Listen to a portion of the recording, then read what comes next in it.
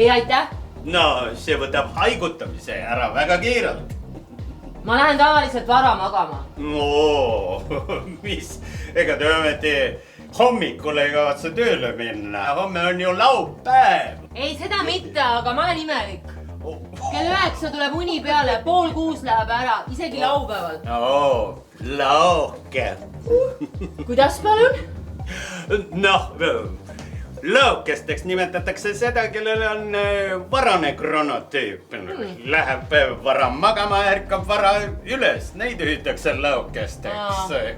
Olete kuulnud? Ei ole, aga väga huvitav ja kusjuures väga tabav ja... Jaa, mina näituseks olen öökull.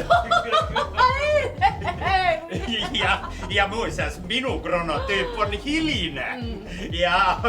Mina ärkan alles keskpäeval ja voodisse lähen üsna hilja. Ja. Oi, pardon.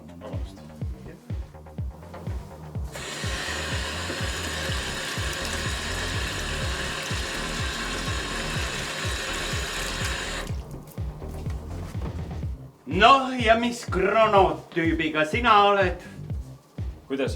No, oled öökull või lõuke? Ai, ma olen hoopis nahkhiirmees. Mis nahkhiirmees? Mis asi see veel on? No, päeval olen pealaspidi puuriidas ja öösel... Öösel lendad ringi ja püüad liblikaid. Ei. Öösel püüan ma pätte.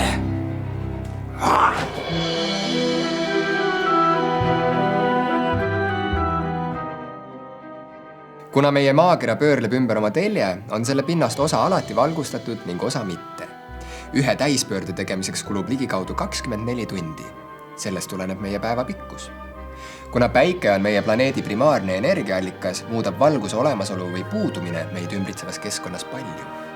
Kõige lihtsam märgatav muutus inimeste jaoks on nägemise muutus pimedas. Inimene on kohastunud öösel magama ja meie silm ei ole vähesele valgusele väga tundlik. Kuigi mõned inimesed armastavad pimeda ajal ärkvel olla, tunneme me end pimeda tulekul unisena ja soovime magama minna.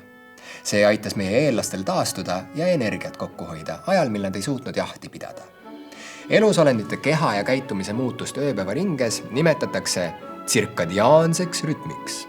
Tsirkadiaanne rütm väljendub toitumise ja magamise mustrites, keha temperatuuris, aju aktiivsuses, hormoonide tootmises ning teistes kehafunktsioonides.